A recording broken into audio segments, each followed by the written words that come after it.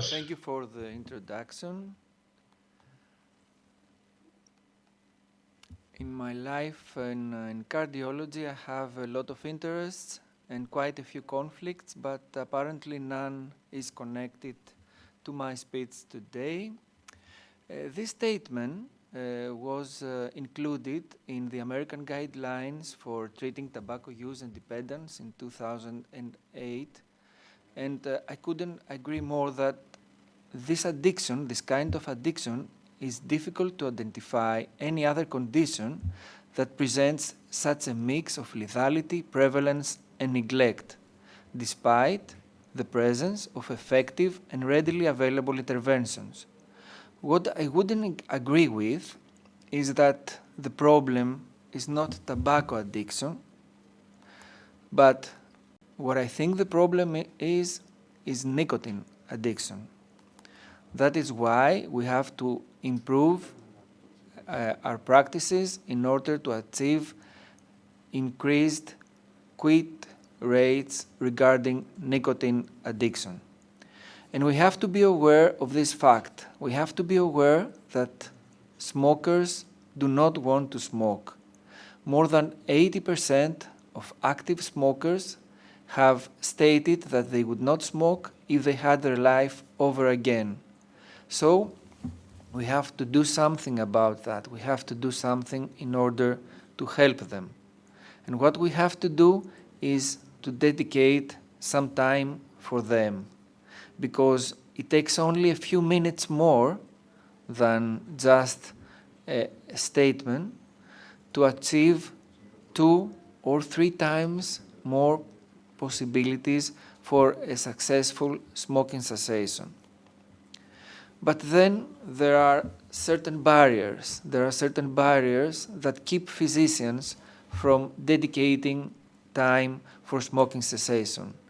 Some of them think that it's not their job, that they already have so much to do. But what is our job if not saving lives? Then there are those who believe that the interventions regarding smoking cessation do not work, but they actually do. They are very effective. And most of them lack the knowledge, lack the skills that are needed in order to be able to help a smoker stop smoking. So what we have to do is concentrate on the fact that by preventing smoking, by achieving high rates of quitting, we help our patients more than trying to deal with his high cholesterol or fix his blood pressure. And surprise, surprise, this is achieved with much less money than most other interventions, for example, as you see here in this slide in cardiology. Therefore, what we need is to increase the percentage of those who quit by supporting them and by providing them with necessary pharmacotherapy for this cause. And we need to train physicians, we need to train cardiologists, we need to train chest physicians, we need to train internal medicine doctors in order to be able, if not to help someone stop smoking, at least to be able to refer him to another doctor or another center where they can help them do this job. And then we also need the necessary leadership. The leadership that through a senior management and a web of clinicians that will develop and monitor adherence to the protocols of smoking cessation in all facilities that this is necessary. And where is this place and when is this time? The place, for example, wouldn't be a gym. You won't find many smokers in a gym. But what about a hospital? There is large numbers of smokers in hospitals. And most of the times, there is a relevance of smoking to admissions, therefore an increased motivation to quit. So a hospital is the place. And what about the time? You know what they say about time. So an acute coronary syndrome, a stroke, maybe it's the right time to achieve smoking cessation. Why? Because hospitalization, for example, for an acute cardiovascular event, provides this important opportunity for quitting smoking, because it's the time that smokers are very motivated to quit, because all of a sudden their lives have changed. The risks of smoking now are personal. And furthermore, most hospitals are smoke-free, requiring smokers to stop smoking at least temporarily. So what we have to do is just prevent them from relapsing once they have. And if we achieve this, then we will have achieved up to a 36 reduction in relative risk for mortality. And you all know what a hard endpoint is mortality. So a 36 reduction, if smoking cessation is achieved, is very important. If we fail to do that, then continuation of smoking after a first episode of acute myocardial infarction will be the strongest independent predictor of further cardiac events. That is why in the guidelines since 2017, in the European guidelines for treating patients presenting with an infarction, smoking cessation interventions are stated that they should start during hospitalization when smoking is not allowed and continue during the post-discharge follow-up period.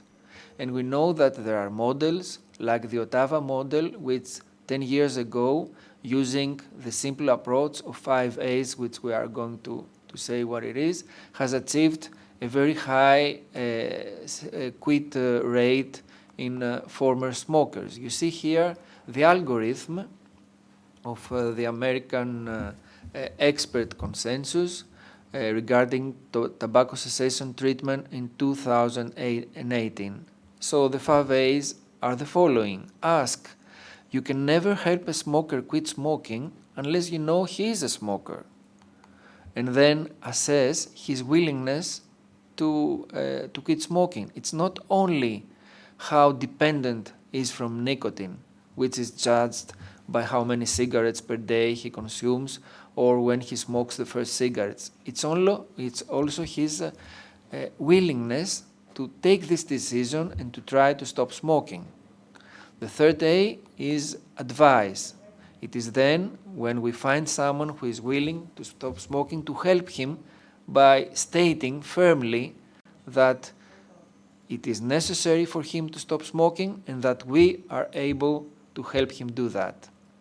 And how are we able to do that? By offering him, by assessing his stopping smoking, by consulting him, and by providing the necessary pharmacotherapy, which you see here as first line, which is the varenicline and combination of nicotine replacement, while bupropion is a second line and nortriptyline a third line medication. All those are very effective and very helpful in this process of smoking cessation.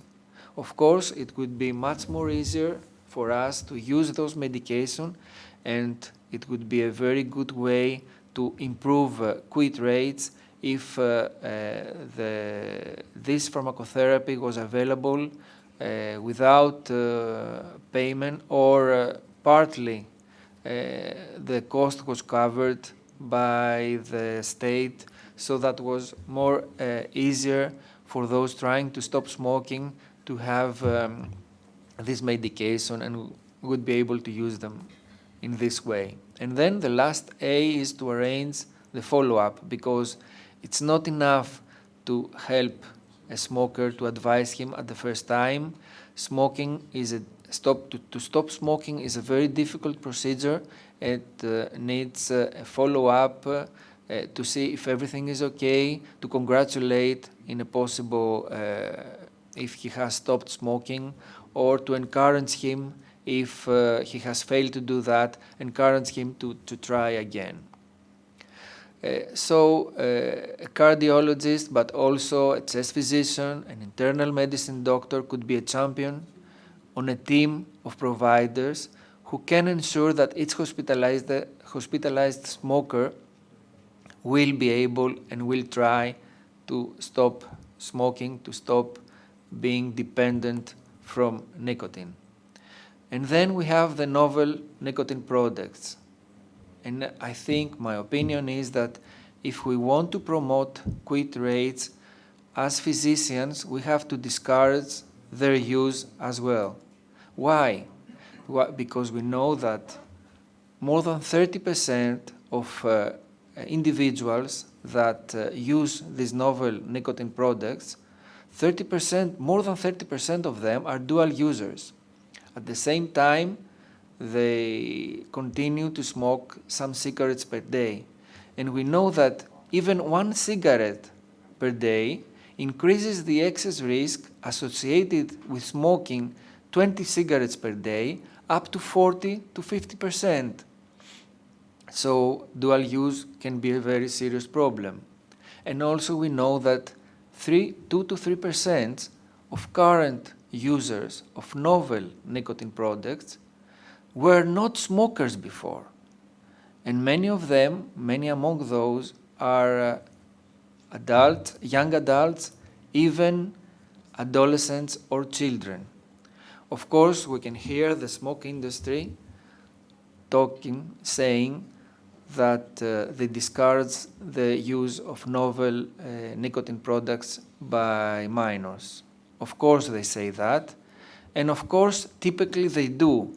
And they do that not because they care about young persons, but because they know that nicotine dependence will do the job. And even if there are bans, just like alcohol, those products which are very charming, just like iPhones, just like iPads, they will be very charming for young persons to use them anyway. And of course, you're going to hear that there are many studies stating that for the time being, it appears that using novel nicotine products is not as harmful as smoking. But of course, a few decades before, that was told also for conventional smoking.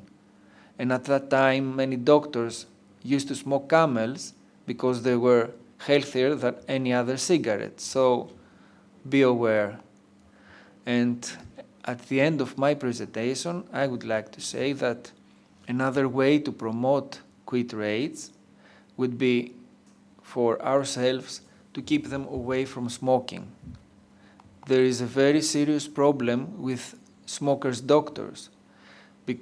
It is very well proved that those doctors who smoke feel awkward and guilty when they advise smokers. And usually they rate risk of smoking and benefits of quitting as lower. So they are less likely to engage in stop smoking advices and procedures, and therefore they will not do the job as they should do. Thank you very much for your attention.